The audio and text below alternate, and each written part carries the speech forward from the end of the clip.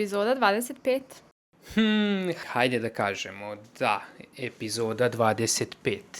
Drugi od dva videa. Da li je Srbija Meksiko Evrope i da li ja, koji postavljam to pitanje, više volim Srbiju od onih koji bi to pitanje da guraju po tepih? I da li smemo uopšte da kažemo nešto na tu temu, a da nas ne razapnu svi? Pa čini se i oni koji se sa nama slažu. Kao i uvek, timestampovi su ispod. Video je tvoj, konzumiraj ga redosledom kojim god želiš. A svakako budi kao Lazar i postani fudbalski bon vivant. Za samo 150 dinara mesečno podrži rad ovog kanala, a ja ti obećavam da ću sav tako zarađeni novac uložiti da sadržaj na ovom kanalu bude još kvalitetniji. A danas sam objavio još jedan video gde pričam o tome zašto je Erling Haaland nadljudski dobar i da li su Hrvatska i Bosna pokradeni na ovom svetskom prvenstvu. Kada pogledate ovaj video, svakako nastavite sa gledanjem još jednog novog videa. Idemo na video. Nemanji Vidiću je bio ugrožen život, a da to nije znao. Saznaje krik iz Sky prepiski u koje je imao uvid. A da bi se ta vez zatrpala, batinaši iz Ćacilenda fizički su ugrozili Marka Jovanovića. Na papiru dve potpuno odvojene priče, ali kada zagrebemo malo dublje, obe imaju isti problem. Srbija je pod kontrolom organizovanih kriminalnih grupa. Slaviša Kokeza naručuje fizički napad na Nemanju Vidića. U porukama piše, ako može da ovom fizički zaprete, da se uplaši, kao muvu da ga ubiju. Znači pritisak da se uplaši i da prestane da sere. Išao je toliko daleko da je zatražio pomoći od italijanske mafije, te su postavili treker na automobil Nemanje Vidića u Milanu. Poruka, ako ne odustane od saveza, ide na groblje. 2020. godina je i Slaviša Kokeza je još uvek predsjednik Fudbalskog saveza, što je bio od 2016. do 2021. godine. Blizak Srpskoj naprednoj stranci i Aleksandru Vučiću. Čovek koji ima potpis 12-godišnjeg deteta je svoju poziciju u moći stekao kao i sva ostala ćacat, podaništvom. Pa je tako nakon afere koju možemo nazvati Mikser ili Šojić, šta vam je draže, došao na pozicije moći. Pozicije moći koje je Nemanja Vidić ozbiljno uzdramao kada je nakon što se Srbija nije plasirala na Evropsko prvenstvo kritikovao Fudbalski savez u otvorenom pismu. Kokeza se uplašio da gubi poziciju jer, kako sam piše, računao je da mu je preostali mandat baš ono što mu treba da bi mogao da pređe u UEFA. I nije stao na Vidiću. Cilja i Danka Lazovića, Nemanju Matića i Dragana Mrđu, sve fudbalere koji su javno podržali Vidića. Plan je bio prebiti barem jednog da stanu sve izjave, tempirano, jedan po jedan, da ne bude frke u medijima. Slaviša Kokeza je, otkrivaju takođe Sky prepiske, bio u kontaktu sa najopasnijim ljudima balkanskog podzemlja. Preko posrednika ili direktno bio je u kontaktu sa Veljkom Belivukom, vođom principa iz Kavačkog klana i uzurpator južne tribine na stadionu Partizana. Slobodanom Milutinovićem snajperom, nama iz Novog Sada dobro poznatim kriminalcom, koji je povezan sa Fudbalskim klubom Vojvodina, ali i Kabelom iz Novog Sada. Bio u kontaktu sa Radetom Dunjićem, bratom ubijenog Velibora, vođe navijača Crvene zvezde, koji inače danas vodi IMT Novi Beograd i takođe ima svoju agenciju za prodaju igrača. Ali je takođe bio u kontaktu sa kriminalcima iz Šarićeve grupe. Kokeza je imao možda i opravdani strah da Andrej Vučić želi da ga ukloni, jer, kako kaže, ne jebe ga 2%. Mislili bi da su ljudi na najodgovornijim pozicijama kulturniji. I to za Andreja mi je moguće, jer Andrej je godinama kontrolisao Novi Sad i tamo su se pojavili grafiti jedno vreme protiv Kokeze, Kokeza Bet 365 i tako nešto, neki zeleni grafiti su bili. Hoću reći, sa jakim budžetom su bili grafiti. Ali Kokeza ide toliko duboko u paranoju da tvrdi kako Andrej Vučić lično huška Nemanju Vidića na njega. Koliko vam je to verovatno? Istovremeno lobira preko zvezdinih navijača, preko Sojića, da utiču na Aleksandra Vučića, jer se on jedino tribine plaši. Otkriva se i da se Vučić lično sastavio sa vođama navijača i da im je pokazivao snimke prisluškivanih razgovora. I nekoliko dana pred realizaciju napad na Vidića je otkazan bez nekog objašnjenja. Ubrzo nakon toga kreće tabloidna kampanja protiv Kokeze, veze sa Belivukom, navodna korupcija, navodna umešanost u zaveru za ubistvo Aleksandra Vučića. Vučić tada javno kaže da je Kokeza odbio poligraf, Kokeza podnosi ostavku, beži u Ameriku, otvara tamo firmu, zatim ove godine navodno prelazi u Bosnu.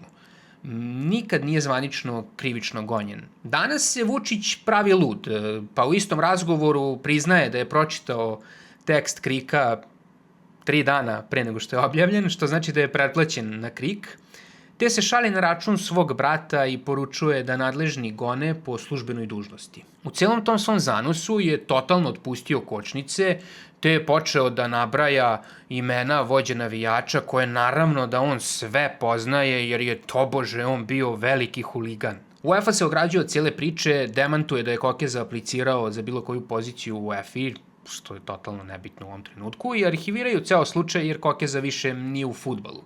Sisice. A tužilaštva igraju vrućih krompirića, kao po običaju. Tužilaštvo za organizovani kriminal, ili TOK, tvrdi kako MUP ima prepiske, a ne oni, dok više javno tužilaštvo prosleđuje krivičnu prijavu koja je podneta dalje. I Vidić se oglasio poručivši kada postavite uličara da vodi Fudbalski savez, doveli ste ulicu u fudbal. A oglasio se i veliki Slavoljub Muslin koji je zgranut, ali je i pesimističan povodom toga da će neko odgovarati, jer, kako kaže, dok je na vlasti ova garnitura. Ovaj slučaj je konkretno o Vidiću, ali najmanje treba da posluži kao priča samo o Vidiću. Sa cijelog ovog slučaja se krije mehanizam kako se sport, kriminal i vlast prepliću na način koji jednostavno ne želimo da verujemo da se prepliću, iako ima previše javnih tajni koje upućuju da je stanje još gore. Nije normalno da jedan čovek koji vodi Fudbalski savez u državi u isto vrijeme kontroliše paralelnu carinu u Srbiji i naručuje prebijanje ili oduzimanje života legendi svetskog fudbala putem balkanske i italijanske mafije. Ne prihvatam argument da je to normalno i ono famozno ima to svuda u svetu, nismo mi jedini. Hajde da budemo jedini kod kojih toga nema. Ali čini se da smo daleko od toga. Mi smo u situaciji gde su institucije od kojih se u teoriji očekuje da reaguju duboko korumpirane. Pa je tako nekako i očekivan diplomatski odgovor UEFA i klasično pranje ruku. A da ne pričamo o tome koliko je srpsko tužilaštvo razoreno, pa bi veće iznenađenje bilo da odreaguju na ovo nego da i oni operu ruke. A i kako da odreaguju? Prije ćemo pomisliti da je Vučić definitivno pustio niz vodu Slavišu Kokezu, nego da je tužilaštvo zapravo postupilo ispravno i na svoju ruku i po službenoj dužnosti. Delije Sever su odavno odabrale stranu, te se od tih ćacija ne očekuje ništa više. Ali bivši saigrači, pa institucija Fudbalskog kluba Crvena zvezda, pa i sam savez su propustili da pruže podršku, iznesu čvrst stav i jasan stav da je ovo nedopustivo. I zato smo tu gde jesmo. Nije kriv Kokeza. Mi smo slabići i bednici. Vučić naravno minimalizuje i banalizuje stvari i okreće nešto na neki humor koji je samo njemu smešan jer on je jedan totalno neduhovit čovek. Te kaže kako mu nisu bitni ni Vidić ni Kokeza.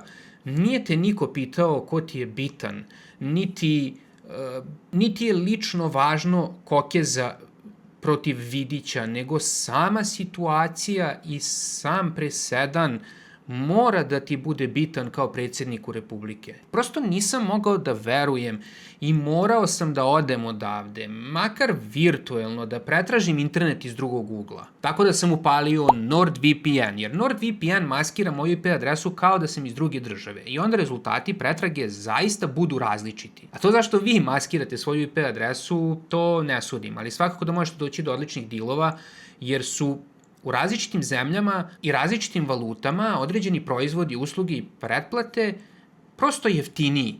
A ono što je sigurno jeftinije jeste NordVPN kada iskoristite link iz opisa ovog videa, te za $3 mesečno u 70% popusta možete koristiti NordVPN na čak 10 različitih uređaja. A imate i 30 dana fore da odustanete bez ikakvih pitanja i uslova ukoliko ste nezadovoljni bilo čim. I svetska javnost bruji. Najuticajniji mediji poput L'Equipa, britanskog Sana i tako dalje, svi prenose ovu priču uz ocenu apsolutnog gnušanja, a bivši saigrači poput Berbatova, Evre i ostalih su se javno oglasili i dali Nemanji podršku. A Kokeza nam je pobegao i to mora da nam bude lekcija. Kada bude padala ova vlast, a taj dan nadam se da nije daleko, ne smemo da dozvolimo da se baškare po Majamiju, Dubaju, Dominikani, ma ni u Bosni. I Bosna je prelepa zemlja i ne zaslužuje da se po njoj baškare bivši ćaci, kao nacisti po Argentini. Nema proterivanja, nego samo fair suđenja po zakonima naše zemlje. A zakoni postoji i u Meksiku, pa su isto kao kod nas suspendovani zbog korupcije. I baš ovih dana dok gledamo svetsko prvenstvo koje se između ostalih zemalja organizuje u Meksiku, iz Meksika dolazi priča koja zvuči slično priči Kokezinih Sky prepiski. Naime, argentinski novinar Eduardo Feynman tvrdi da je navodno meksički kartel kontaktirao petoricu igrača Ekvadora pred meč protiv Meksika na stadionu Azteka, sa konkretnim podacima o njihovim porodicama, da bi stvorili pritisak na igrače Ekvadora pa da čak i namerno predaju utakmicu. Do sada ni FIFA, ni Ekvadorski savez to zvanično nisu potvrdili. Zvuči poznato, isti mehanizam ugrađivanja i čuvanja, odnosno pranja ruku koji smo malo pre videli od UEFA. I ovo nije prvi put da meksički fudbal krvari zbog kriminala. Salvador Cabañas, paragvajski napadač, upucan je u glavu u noćnom klubu u Mexico City u 2010. godine. Preživeo je, ali sa trajnim oštećenjima mozga. Andreas Escobar, kolumbijski reprezentativac koji je 1994. dao autogol na svetskom prvenstvu, je ubijen po povratku kući. Tamo se fudbal i kriminal ne mešaju metaforično. Mešaju se doslovno, mecima. A tu je i takozvani kartel gola, istraga koja je otkrila mrežu funkcionera i promotera meksičkog fudbala koji su godinama naduvavali cene transfera i izbegavali poreze, dok su punili sopstvene džepove. Umesto da grade takmičenje. Zvuči kao Kokeza i Millennium Team, samo prebačeno preko okeana. Znači ne, Srbija nije usamljeno ostrvo bede, ali to ne treba da nas teši, treba da nas prestraši. Jer ako Meksiko, zemlja koja ovog leta domaćin svetskog prvenstva sa novcem, pažnjom i pritiskom cijele planete, ne uspeva da zaštiti sopstvene fudbalere od kriminala, koliko šanse mislite da ima Nemanja Vidić u zemlji gde institucije rutinski peru ruke od svega? A Marka Jovanovića, trenera Teleoptika i bivšeg kapitena Partizana, jedno vreme i privremenog prvog trenera FK Partizan, svi znamo o kome je reč, dočekala su trojica ljudi u sportskom centru Partizan Teleoptik. I kako sam opisuje, pitao ga je za dresove igrača, Jovanović mu je rekao da je trenutno rastrojen jer mu je sestra teško bolesna, na šta mu je čovek odgovorio da ga to ne zanima, skinuo naočare i pesnicom ga udario u glavu. I onda se pojavljuje inicijal ĐP, kao da ne znamo da je Đorđe Prelić u pitanju. Kao da svi ne znamo ko je Đorđe Prelić. Nebitno, dobio je i drugi udarac od strane drugog napadača, oduzet mu je telefon, a zatim je uspeo da uđe u zgradu gde je portir pozvao policiju. I onda je završio u urgentnom centru. I niko nije uhapšen. Prosečno popodne u Beogradu, šta? A ko je Đorđe Prelić? Osuđen je 2009. za slučaj Brista Ton. Ta Ton je nakon što su ga Partizanovi navijači brutalno pretukli u centru Beograda, navodno bačen, ali pre će biti da je skočio u pokušaju da sačuva živu glavu, preko ograde stepeništa i kasnije preminuo na VMA od posledica ovog događaja. Taj slučaj je tema za sebe i neću namerno ovde da se izrasim pogrešno ovom slučaju, samo zato što je Prelić kleknuo pred ovom vlašću u zamenu za svoju slobodu. Momci koji su i dalje u zatvoru i momci koji su bili u zatvoru ne zaslužuju da zbog Prelića napravimo od slučaja Taton nešto što nije bio, ali to je tema za neki drugi put. Prvostepeno je osuđen na 35 godina i nakon bekstva u Španiju uz lažni češki pasoš usledilo je hapšenje u Barceloni i izručenje. Kazna mu je na kraju smanjena nakon, ja mislim, ponovljenog suđenja na 10 godina, a pušten je na uslovnu 2021. nakon što je odslužio 2/3 kazne. I u veoma zanimljivom trenutku gde je pušten skoro pa odmah, da ne kažem dan nakon hapšenja Veljka Belivuka, koji šatro nije imao veze i nije odrađivao poslove za ovu vlast i za ovu državu. A CIN se otkriva da je Prelić angažovan na građima poslova Expo 2027 preko sopstvene firme CAP1 ALCZ ili ti Alcatraz, osnovane u junu 2025. gde je on jedini zaposleni. Kakvi biznismeni iz zatvora direktno u biznis i to sa državom, bez ikakve provere, bez ikakvog problema sa njegovim kriminalnim dosijeom. Naravno, posao je dobijen mimo zakona o javnim nabavkama zbog lex specialisa o Expu. Takođe, naravno, viđen je na SNS skupovima u Sremskoj Mitrovici i za Dan državnosti, a avgusta 2025. je zatečen i uslikan u Ćacilendu. Tvrdi da nije plaćen, da je tamo iz patriotskih razloga i da podržava Vučića protiv blokadera sa ustaškom ideologijom. Kako je samo nabiflao. Za njim je bio i Aleksandar Vuković, član grupe Vandal Boys, tweet koji kruži direktno povezuje Vukovića sa Veljkom Belivukom, sugerišući da Belivukovi ljudi i dalje operišu u orbiti ove vlasti. Prelić s druge strane tvrdi da je napad izmišljen, da je Jovanović taj koji je bio agresivan i pretio, šalje screenshotove njihove navodne prepiske kao dokaz da su oni u dobrim odnosima. Nešto poput Kimija i Marka Šćepovića. Da sazovu konferenciju za štampu možda. Napada trenutni Partizanov jug, naziva ih plaćenim i privatnim navijačima Ostoje Mijajlovića i poručuje da su Alcatrazi i Vandal Boysi ostali i ostaju idoli i završava sa živeo Partizan i majka Srbija, dok u drugom tekstu za KRIK navodi da je Tatonova smrt bila greška u lečenju, a ubistvo naziva izmišljenim. Dakle, naviko je da se brani time da je sve to izmišljeno. Brice Taton je postojao i preminuo je, da li je greška u lečenju ili ne, to je trebao da dokazuje na sudu, a ne da se proda. Trebao je da svoju kaznu odleži ko čovek, a ne da postane ova beda i jad.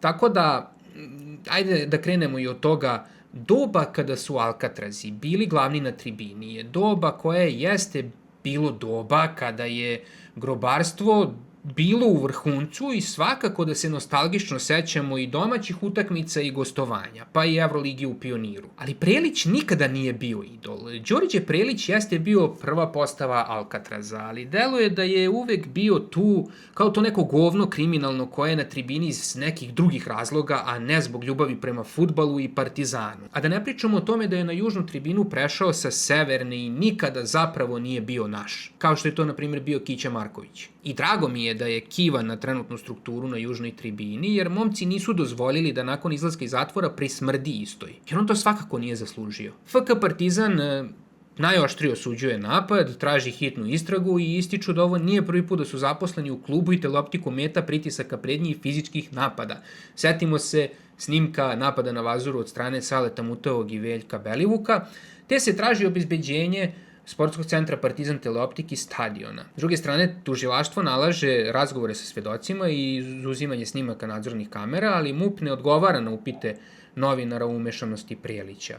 L'Equipe u Francuskoj pokriva slučaj, vraćajući se na diplomatsku krizu iz 2009. godine, koja je nastala kada je Brice Taton preminuo, i podsjećaju svet da je čovek osuđen za ubistvo francuskog navijača sada slobodan i ponovo nasilan. I ovo nije priča samo o Jovanoviću, nego o tome da je čovek osuđen za ubistvo stranca zbog navijačkog nasilja, pušten, zaposlen na državnom projektu, politički aktivan uz vladajuću stranku. I dalje je nasilan prema ljudima u fudbalu koji mu se zamere. I onda kad uzmemo da analiziramo taj slučaj Taton i kako je država tada odreagovala, tadašnja država koja je postupila pogrešno, mi dolazimo do situacije da današnja država koju Prelić eto sad toliko tobože podržava, zapravo njega koristi kao kerče, kao nekog kera malog poslušnog koji će za kosku slobode 2,5 godine pre nego što je trebao da bude pušten na slobodu, da odrađuje sve što mu gazda kaže. Pa onda bolje da je ostao 35 godina u zatvoru i da je odradio svoju robiju i da je bio heroj i mučenik, a ne da bude pizda. Sistem koji je trebalo da ga izoluje, umjesto toga ga je reintegrisalo u državnu infrastrukturu i sada on hoće da nam deli lekcije nakon svega ovoga. Živela Srbija! Najveći delikventi i klošari sa dna kace ovog društva kliču Srbija pobeđuje. I svaki put kada uskliknu Srbija doživi novi poraz. Poraz intelekta i zdravog razuma. I zato treba mi kao mali ljudi da natapamo javno mnjenje zdravim razumom koliko je to u našoj moći. Jer sam primer Marka Jovanovića pokazuje koliko smo zapravo moćni. Poruke, podrške i komentari i diskurs na javnim mrežama su dali Marku snagu da ipak ne podnese ostavku i nastavi da se bori za svoj Partizan. Ne zaboravite to i ne dozvolite da se prodajete pasijim sinovima za nameštene poslove s državom, jer ćete morati da odrađujete stvari za ovu vlast kojih se i najveći ološ stidi, a poslovi od kojih živim me stavljaju u multietničku i multikulturalnu sredinu. I igrom slučaja kroz posao svakodnevno komuniciram i sa Meksikancima. I naravno, postoje razni stereotipi o različitim nacijama i kulturama.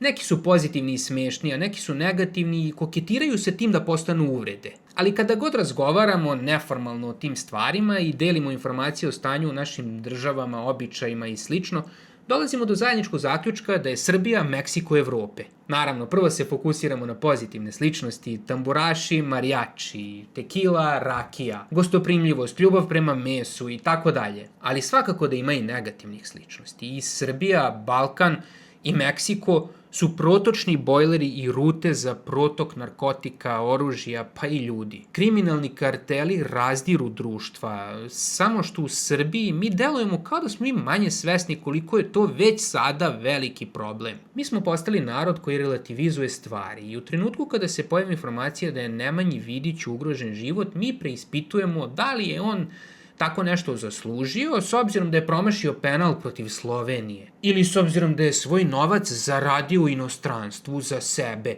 a jok za tebe će da ga zarađuje. S druge strane, deluje da ceo svet relativizuje i stavlja u kontekst sprdnje ozbiljnu ugroženost života fudbalera Ekvadora. Mislim da moramo da se uzmemo u pamet i osvestimo koliko su ovo zapravo veliki problemi. Jer realno, oni koji se sprdaju na račun ovoga i relativizuju, najviše skiče kada problem zakuca na njihova vrata. Zapitajte se da li će u tom trenutku biti nekoga da vam pomogne ili će i vas sprdati po internetima. U svakom slučaju ispratit ćemo ovaj slučaj do kraja jer ću ja svakako biti zainteresovan da se ova tema ne ohladi. Tužilaštvu ne verujem i ne verujem da će se bilo šta desiti bez pritiska javnosti. Neka je saigračima Nemanje Vidića na čast, možda se baš i njima obraćam kada pričam o tome ko će najviše skičati kada problem zakuca na njihova vrata. A ako si gledao od ovde, znači da si pronašao neku vrednost u ovome što pričam. Zato već danas možeš pogledati još jedan moj video, svojevrsni drugi deo epizode 25 ili u ovom slučaju prvi deo epizode 25. Tako da mislim da hoćeš, a sigurno da možeš i da se subscribe-uješ. Pre svega je besplatno, a daćeš YouTube algoritmu signal da je ovo nešto što želiš da gledaš. A mi se vidimo i sledeće nedelje. Sportski pozdrav!